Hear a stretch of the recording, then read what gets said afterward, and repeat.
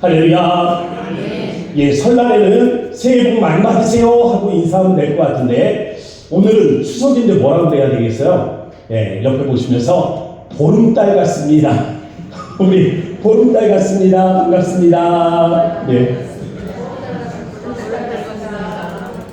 우리 여성분들한테는 달걀 같다 그래야 되고요. 왜 이렇게 보름달 같다니까 망설이면서 보름달 같다는 걸. 어젯밤에 보니까 이 보름달이 떴더라고요. 그래서 추석이어서 이렇게 또 보름달이 뜨는구나 생각을 하면서 우리 인사 나눌 때 이 보름달처럼 이 밝고 환한 얼굴들을 만나는 것이 기쁘다라는 인사를 나누고 싶었습니다.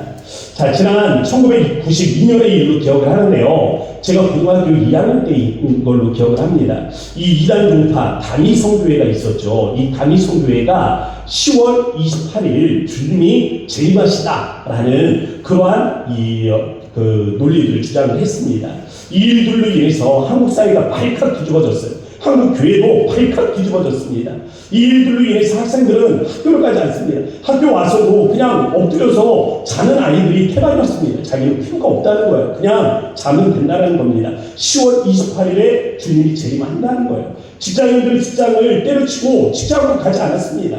그들은 이 10월 28일만을 목매어 기다리고 있었어요. 주부들도 마찬가지입니다. 가정을 기도하고 아이들을 기도하고 그렇게 한자리에 모여서 그냥 10월 28일 그날의 재림하시기만을 그렇게 간절히 바랬던 그날이 있었습니다.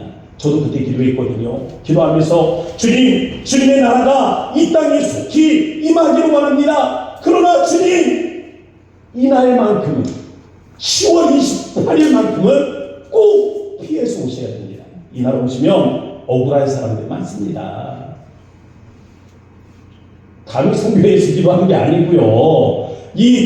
그런 일들은 일어날 수가 없다. 그렇게 돼서는 안 된다라는 그 마음으로 저도 기도했던 그때를 기억을 합니다. 자정이 다가올수록 기도와 열기는 더욱 강렬해졌고, 그러나 자정이 넘어가도 주님은 오시지 않았어요. 근데 문제는 주님이 오시지 않는 것으로 끝나지 않았습니다. 한국교회 안에서 종말론에 대한 사고들이 사라지기 시작했어요. 누군가 예수님의 재림에 대해서 이야기하면 또다시 한국교회를 그렇게 어지러움 가운데 혼란 속에 몰아넣는 것이라면서 이 한국교회가 종말론에 대한 이 거부감이 일어나기 시작했습니다. 그러면서 한국교회 안에 그 메시지, 이 강단의 메시지가요, 하늘로부터 땅으로 바뀌는 그러한 이 잘못된 현상들이 일어났던 것 같습니다.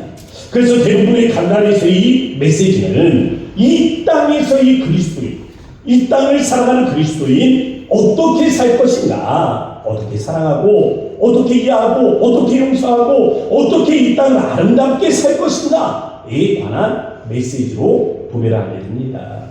세상 속에서 그리스도인 성공하는 비결은 무엇인가? 이 땅에서의 그리스도인 소명이 무엇이며 비전은 무엇인가? 이 땅 어떻게 살 것인가에 관한 그 대부분의 메시지들로 변화를 받게 된 것입니다. 그러나 저는 여러분들에게 분명히 말씀드리고 싶습니다.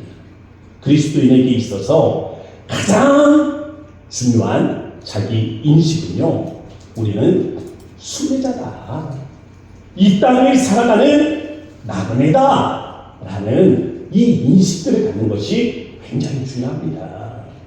나그네라는 단어는 세상을 살아가는 하나님의 백성을 묘사하기 위한 가장 오래된 이미지입니다. 그래서 초대교회 성도들은요, 자기를 가리켜서 하기오라고 불렀습니다. 하기오, 거룩한 자, 구별된 자라는 뜻입니다. 초대교회 성도들은 자기 스스로를 이 낯선 땅, 마치 우리가 미국이라든지 일본이라든지 다른 나라에 이민 가서 살아가는, 이 나라에 살아가지만 이 나라 백성은 아니고 또 그렇다고 우리가 여기에 영원히 거주하지도 않는 그러한 마음으로 살아가는 그 이민자의 마음, 그러한 마음으로 스스로를 하기오라고 불렀던 것입니다. 초대교회 그리스도인들은요, 세상과 구분된 자신의 정체성을 설명하는 가장 훌륭한 상징적 이미지로 나그네라는 이 단어를 사용했던 거예요. 그래서 초대교회 성도들에게는 나그네라는 자기 인식이 끝내 순교까지도 감당할 수 있는 그러한 마음을 허락했던 것을 우리는 볼 수가 있겠습니다. 진정으로 그들이 속한 것은 이 세상이 아닙니다. 우리는 우리의 나라를, 우리가 속한 곳은 저 하나님의 나라에 있다라는 그러한 사실들을 우리가 반드시 기억해야 하겠습니다. 우리가 성경을 보면 이스라엘에 족장 시대가 있습니다. 아브라함이 있고 이삭이 있고 야곱이 있습니다. 이 아브라함, 이삭, 야곱 이러한 사람들의 주된 직업은 이 유목이었습니다. 유목. 이 양들을 이리저리 이 목초지가 있는 곳으로, 풀이 있는 곳으로 양들을 끌고 다니면서 그들에게 먹이를 먹이는 것이었습니다. 이리저리 돌아다니면서 살다 보니까 이 야곱은 자신의 인생을 설명할 때 나그네 같은 인생이라고 묘사를 합니다. 또한 이스라엘은 출애굽 이후에 40년 동안 광야 생활을 했죠. 이 40년 동안 광야 생활을 할 때 그들은 더욱더 이 순례자, 나그네라는 그 이미지가 각인이 됩니다. 때문에 하나님은 이스라엘 백성들에게 이 순례자 이미지, 이 나그네의 이미지를 잊지 말고 너희는 대대로, 너희의 믿음의 자손들 대대로 이 이야기들을 전달을 하라고 가르쳐 주십니다.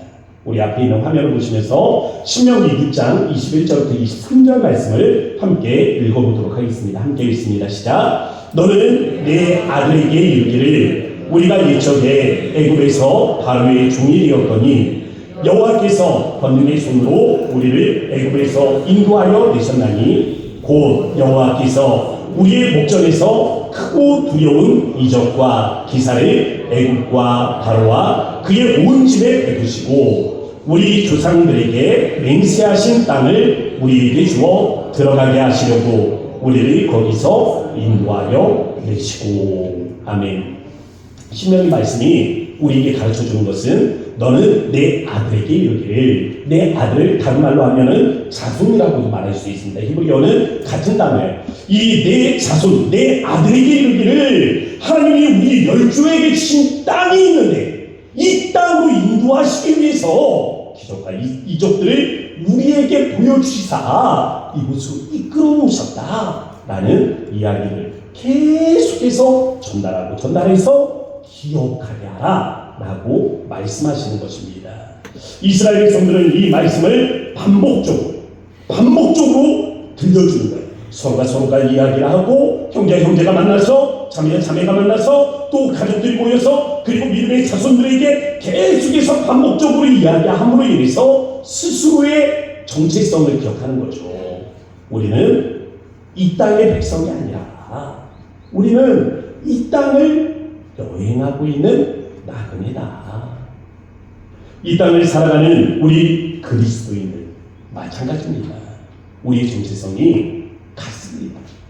우리는 나그네예요. 우리는 이 세상에 속한 사람들이 아니라 우리는 나그네입니다. 우리는 이 땅을 여행하는 나그네예요. 우리의 본향이 어디에 있습니까? 저 하늘에 있는 것입니다. 저 하늘나라에 있는 거예요. 평화의 나라에 있는 곳입니다. 그곳에 눈물도 없고 슬픔도 없고 아픔도 없고 고통도 없는, 그래서 더 이상의 질병도 상함도 없는 이 평화의 나라, 하나님께서 다스리시는 그 나라에 우리가 속한 것입니다. 그래서 우리 주님은 우리의 거할 거처를 예비하기 위해서 먼저 가신다고 했어요. 내 아버지 집에 너희의 거할 곳이 많다라고 말씀을 하셨습니다. 바로 그 나라요. 예수님께서 다시 재림하시는 그날에 우리에게 약속된 그 땅, 그 유업, 그것을 우리가 얻게 될 것입니다. 오늘 본문은요, 광야에서 순례의 여정을 걸어가고 있는 이 이스라엘 백성들에게 하나님께서 주신 명령을 담고 있습니다. 하나님은 이스라엘 백성들에게 세 가지 절기를 지키라고 말씀하셨습니다. 너희는 매년 세 가지 절기를 지키라고. 이 세 가지 절기가 무엇입니까? 무교절, 칠칠절, 초막절입니다. 무교절, 칠칠절, 초막절. 이것은 다만 이스라엘 백성들에게 주어진 명령이 아니라 오늘 이 땅을 나그네로 살아가는 그리스도인들에게 같은 영적 의미들을 부여하고 있습니다. 저는 오늘 이 세 가지 절기에 대해서 함께 말씀을 나누면서 오늘 우리에게, 오늘 이 땅을 나그네로 살아가는 그리스도인들에게 이 절기는 어떤 영적인 의미들을 전달하고 있는가, 바로 이 사실에 대해서 함께 말씀을 나누려고 하는 것입니다.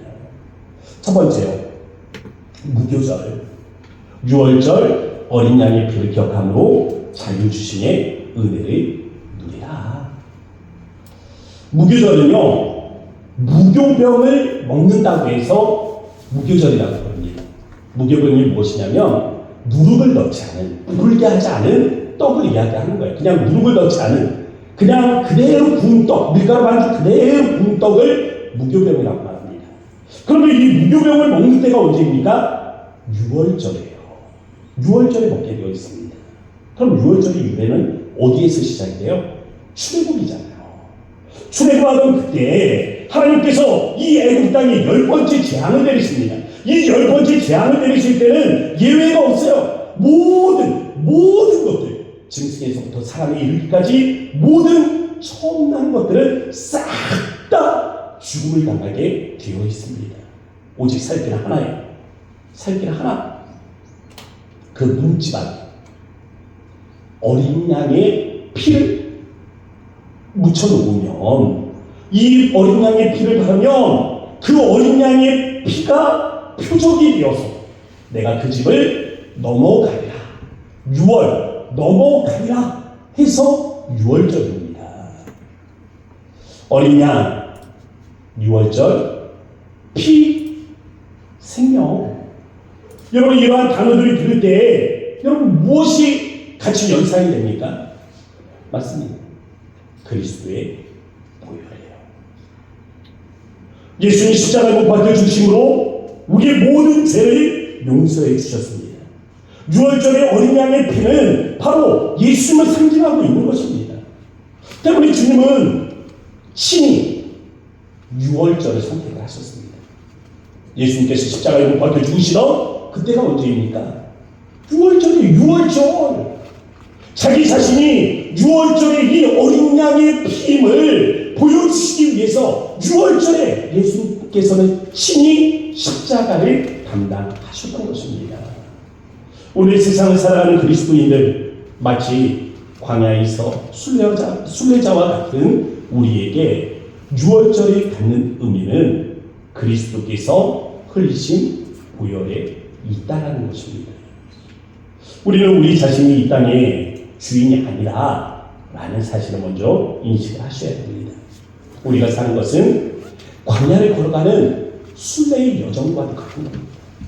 우리가 이 땅에서 만족하지 못하는 이유는 여기가 우리 집이 아니니까 그런 거예요. 명절이었습니다. 어때요? 집에들 다녀오시니까. 집에 가면 어떻습니까? 마음이 편하잖아요. 따뜻하잖아요.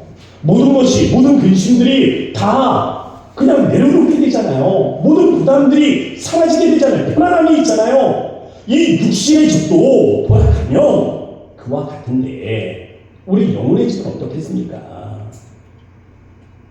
이러한 인식 속에서 우리는 그리스도를 바라볼 수 있어야 됩니다. 순결한 어린 양으로서 우리의 모든 죄를 대신해서 죽으신 주님의 보혈을 우리가 기억할 수 있어야 하는 것입니다. 절기를 지키면 우리가 빼놓을 수 없는 게 있죠. 절기가 하면 예물이 있습니다. 드려지는 제사의 예물이 있잖아요. 제사에서 예물이 상징하는 것이 무엇이겠습니까? 이 예물은 감사예요. 감사. 우리가 6월절 어린 양의 피, 예수님의 그 흘리신 피를 우리가 묵상할 때 우리의 마음이 어떻습니까? 그것을 진정으로 우리가 생각하게 되면 마음에 감사가 일어나잖아요. 예수님께서 흘리신 피가 나를 위함이라고 생각할 때 여러분 죄송함이 마음에 먼저 다가오십니까? 아니잖아요. 감사잖아요. 감사. 한량없는 감사. 바로 여기 하나님께서 우리에게 6월절을 지키라 하실 때의 목적이 있다는 것입니다. 감사는 그냥 나오는 게 아니에요. 그 은혜에 젖어 있을 때 나오는 것이 감사입니다. 주님의 피 흘리심에 대한 감격을 가지고 살아갈 때, 그 은혜에 그냥 푹 젖어 있을 때 우리의 삶에 주님에 대한 감사가 나올 수 있는 것입니다. 더 이상 6월절은 1년에 한 번 드려지는 절기가 아닙니다. 우리에게 있어서 이 6월절은 매일매일이에요. 매일매일. 우리는 매일매일 6월절에 어린 양 되신 예수님을 묵상해야 됩니다. 십자가에서 주신 주님의 고난을 묵상을 해야 돼요. 그러면서 그 6월절 주님이 흘리신 그 피를 기억하며 십자가 도상에서 행하신 주님의 그 큰 사랑에 우리는 감격할 수 있어야 합니다. 이로 인해서 우리에게 주신 것은 이 자유와, 이제 너희가 주에서 자유하라. 이 6월절의 어린 양의 피로 우리에게 자유함을 주시는 그 은혜에 대해서 우리는 감사하며 순례의 여정들을 이어갈 수가 있는 것입니다. 두 번째, 77절에 있습니다. 오순절의 풍성함, 성령 충만의 감사. 77절이라는 말은요, 7 곱하기 7입니다. 이름이 참 단순하지 않습니까? 77절. 7이 두 번 들어가서 77절이에요. 7 곱하기 7. 진짜 만들어낸 게 아닙니다. 근데 앞에 7이 의미하는 게 있고, 뒤에 7이 의미하는 게 있습니다. 앞에 7. 한 주가 몇 일로 되어 있습니까? 7일로 되어 있죠? 그 7을 의미합니다. 뒤에 7은요, 7주를 의미하는 거예요. 그러면 7 곱하기 7은 49일. 다시 말하면 6월절부터 49일이 흐른 날이 77절. 이 49일이 흐른 날이 77절입니다. 그럼 그 다음 날 50일이잖아요. 이 50일이 무엇입니까? 오순절이 되는 것입니다. 그래서 77절과 성경을 보면 오순절을 같이 가요. 77절이 오순절이 77절로 묘사가 됩니다. 이유는 이렇게 붙어있는 절기이기 때문에 그런 거예요. 77절을 쉽게 말하면 우리 교회에서도 지키죠. 맥추절이라고 말할 수도 있겠습니다. 그런데 여기 보면 재밌는 스토리가 하나 있어요. 인간이 살아가는데 필수 3요소가 있죠.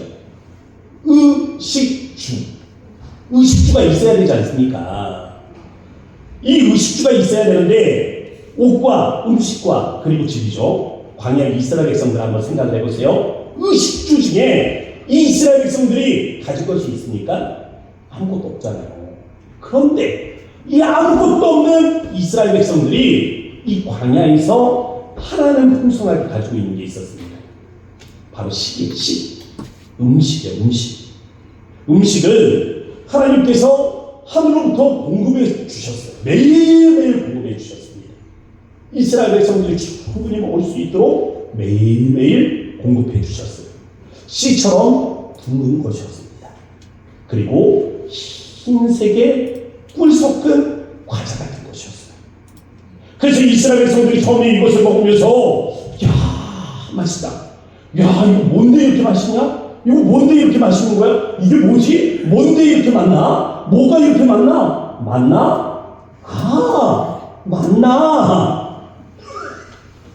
웃자고 하는 얘기예요. 웃어야지. 이렇게 심각하게 보고 계시면. 네. 이 만나 말입니다. 하늘로부터 공급되던 만나가 멈출 때가 있습니다. 언제 멈춘지 아세요? 6월절 다음 날이에요. 그럼 언제 6월절 다음 날인가? 공부하시지 않습니까? 가나안 땅.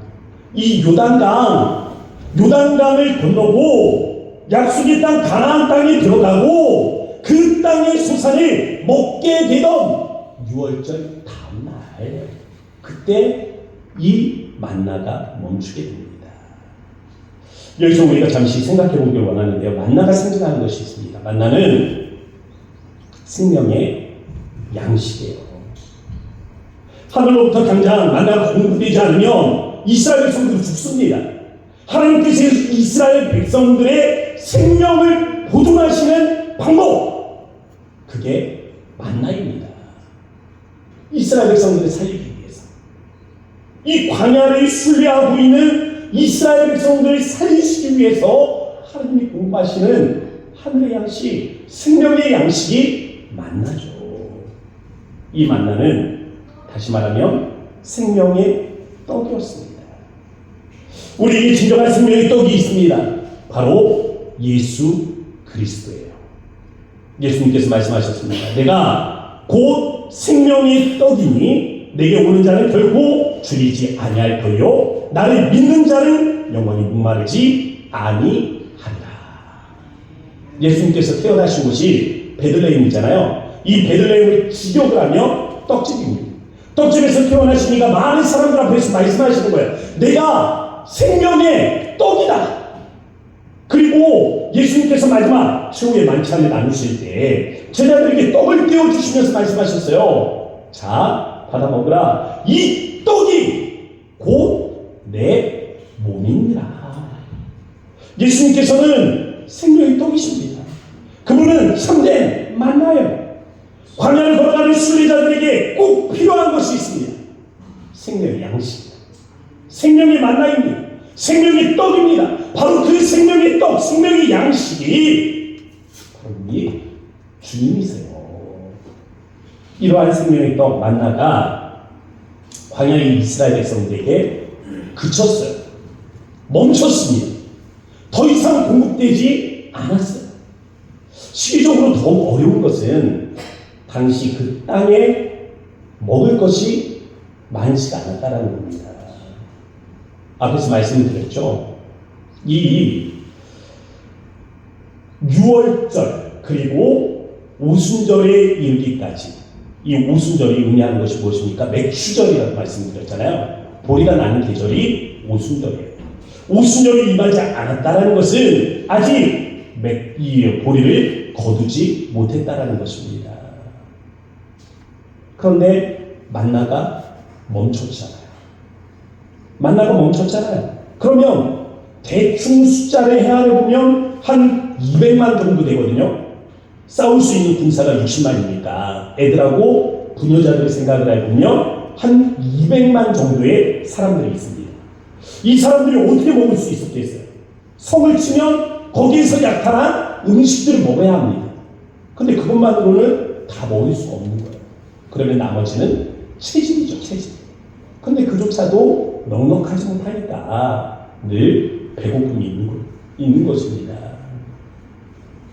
바로 이러한 배고픔, 이러한 허기와 함께 정확히 7주가 지난 후 그들은 보리를 수확하게 되었고 그곳으로 부족한 허기를 달랠 수가 있었죠. 이것이 7.7절입니다.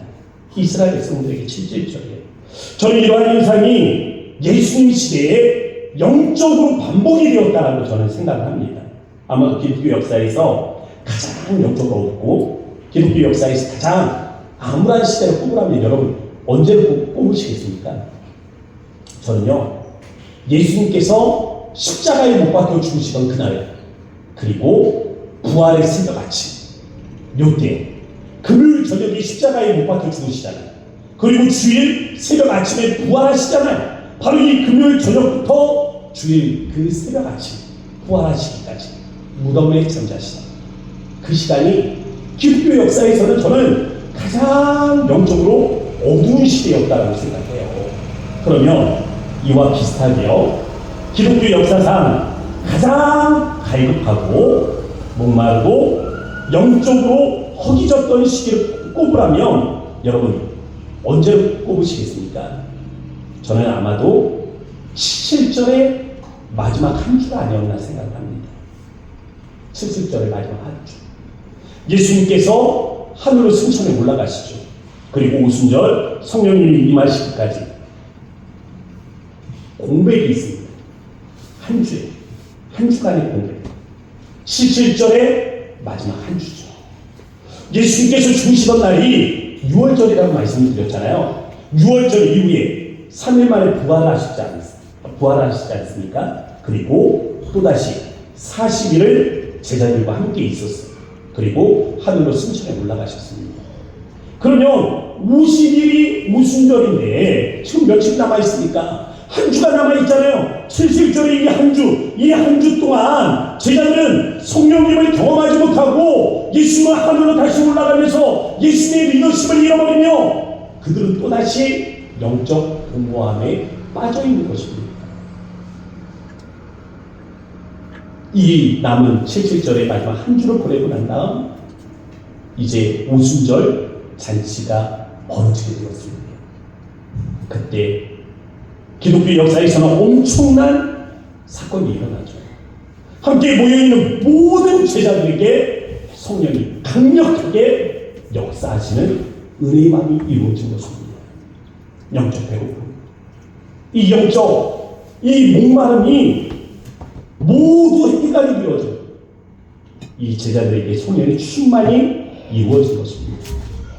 내게 오는 자는 결코 줄이지 아니할 거요 나를 믿는 자는 영원히 목마르지 아니하리라 말씀하신 주님의 약속이 이루어진 것이죠. 사랑하는 성도 여러분, 17절에 보면요, 우리 성도들, 이 땅을 순례자로 여행하고 있는 우리 성도들의 그 배고픔, 그 영적인 목마름, 그것을 해결하는 은혜의 양식이며 은혜의 생수인 것입니다. 나그네로 이 땅을 살아가며 순례자로 이 땅을 여행하는 성도들에게 영적 배고픔과 목마름을 하나님은 알고 계셨어요. 그리고 17절을 통해 이스라엘의 배고픔을 위로하듯이 오순절의 성령의 역사를 통해서 우리 영혼의 갈급함을 채워주신 것입니다. 저는 여러분의 매일매일의 삶이 오순절에 은혜가 있길 원합니다. 성령의 충만의 은혜를 가지고 이 광야 같은 세상을 살아갈 때 갈급하잖아요. 목마르잖아요.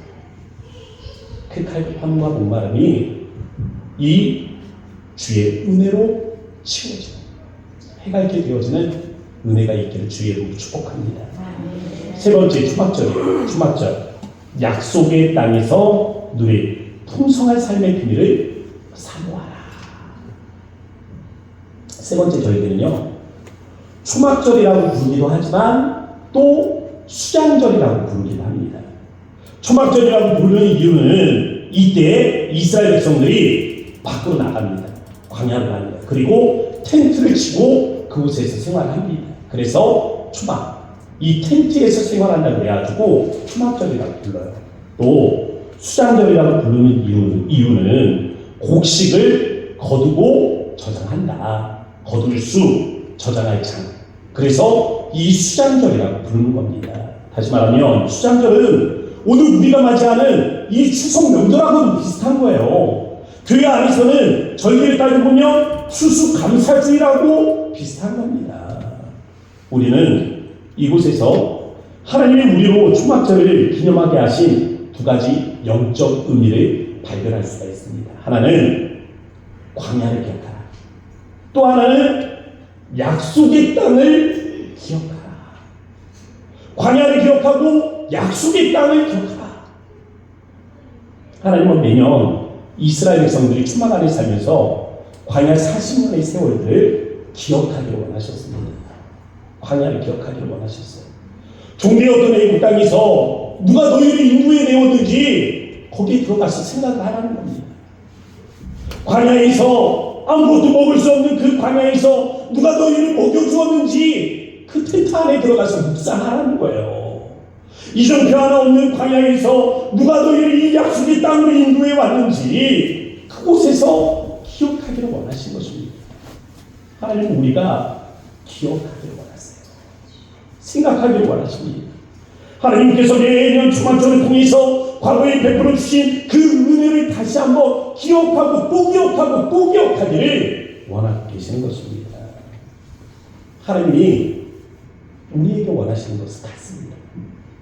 이스라엘 백성들에게 초막을 짓고 들어가서 광야를 묵상하듯 우리에게 기도의 자리로 들어가 하나님께서 우리에게 베푸신 은혜의 순간들을 기억하라 말씀을 하십니다. 세상을 나그네로 살아가는 성도들에게 이 날을 통해서 우리 인생을 인도하시는 그 주님을 발견하길 원하시는 거예요. 죄의 중대였던 우리에게 누가 자유를 주셨습니다. 누가 여러분들의 허물과 여러분들의 죄악과 여러분들의 그 구차한 인생 가운데 참 자유를 주셨어요. 그걸 생각하라는 것입니다. 우리 헐벗고 배고프던 시절들이 있잖아요. 그 시절들을 하나같이 지나오신 분들이 계시잖아요. 그 시절들을 어떻게 지나갔는가를 기억하라는 것입니다. 누가 모든 것들을 공급하시고, 누가 우리를 입히시며, 누가 우리의 길을 인도해 오셨는가. 기억하고 또 기억하라. 광야 같은 우리의 인생길에서 주님은 오늘 우리의 과거를 돌아보라고 말씀을 하십니다. 그리고 거기에서 은혜를 발견하면서 더불어 과거의 은혜를 통해 그럼 앞으로 달려갈 이 미래에는 누가 너희를 입히고 누가 너희를 먹이고 누가 너희의 길을 인도하겠느냐 라는 질문을 던지시면서 여전히 같은 은혜로 함께 할 것을 말씀하시는 겁니다. 우리의 신실하신 하나님은 우리 여정이 마치는 그날까지 우리에게 약속된 땅 하나님의 나라에 들어가기까지 우리를 결코 포기하지 않으실 것입니다. 또한 이러한 초막절과 더불어서 수장절을 지키라고 했잖아요. 이 수장절을 지키라고 말씀하신 이유가 무엇이겠습니까? 이 풍성한, 이 오곡백과 풍성한 이 시기에 하나님께서는 오히려 우리로 하여금 이 땅의 풍요로움보다 더 풍성한 저 하늘의 그 은혜를 바라보게 하시는 것입니다. 계시록 말씀을 보면 저 하늘에는 생명나무가 있습니다. 이 땅에 나무가 있으면 그 나무가 1년에 한 번 열매를 맺지 않습니까? 그런데 저 하늘에 있는 생명나무는 1년 12달 달달이 다른 열매를 맺습니다. 그것이 의미하는 것이 무엇이겠습니까? 이 땅과는 다른 만족이 있다는 거예요. 이 땅과는 다른 놀라운 축복들이 있다는 것입니다. 이 땅에서는 우리가 만족하지 못하고 이 땅에서는 우리의 마음을 다 채우지 못하는 그것을 보면서 오히려 저 하늘에서 우리의 모든 만족을 채워주시는 그 하나님의 은혜를 갈망하라, 소망하라 라고 이 절기를 허락해 주신 것입니다. 추석 명절입니다. 민족의 대명절 앞에 오곡백과를 추수하는 이때 하나님은 우리에게 참된 풍요가 어디 있는지를 이 절기를 통해서 우리에게 가르쳐 주시는 것입니다. 사랑하는 성도 여러분, 하나님께서 오늘 우리에게 세 가지 절기를 지키라고 명령을 주셨습니다. 하나님께서는 세 가지 절기를 통해서 이 땅을 나그네로 살아가는 그리스도인들에게 은혜에 대해서 말씀하셨어요. 6월절에 어린 양 대신 예수 그리스도의 보혈은 이 땅을 나그네로 살아가는 우리가 참 자유인임을 말해주고 있습니다. 또한 나그네로 낯선 땅을 순례하는 자들에게 오순절의 성령 강림은요, 영적 목마름을 해결하고 남은 여정을 이겨내도록 은혜를 주시는 것입니다. 더불어 순례의 여정을 걸어가고 있는 그리스도인들에게 초막절은 어떻습니까? 하나님의 은혜의 과거를 생각할 때 그 미래까지도 하나님 앞에 맡겨드리며 이 순례의 여정을 잘 감당할 수 있도록 은혜를 더하는 것입니다. 오늘 풍요로움을 상징하는 추석을 맞아서 과거로부터 현재에 이르는 삶의 은혜를 여러분 되짚어 보시길 바랍니다. 주님의 인도하심 앞에 감사하는 성도들 되세요. 특별히 약속된 땅에 준비된 참된 풍요와 만족을 기대함으로 오직 한 길, 이 순례의 길, 이 천국길만을 걸어가는 우리 모든 성도들이 되어지길 바랍니다. 이 여정의 마지막에, 이 여정의 끝자락, 우리 고향 동산교회 모든 성도들을 그곳에서 만나 우리가 함께 기쁨을 누릴 수 있기를 바랍니다. 함께 기도하도록 하겠습니다. 이 시간에 마음을 모아 기도할 때 하나님, 우리가 이 순례자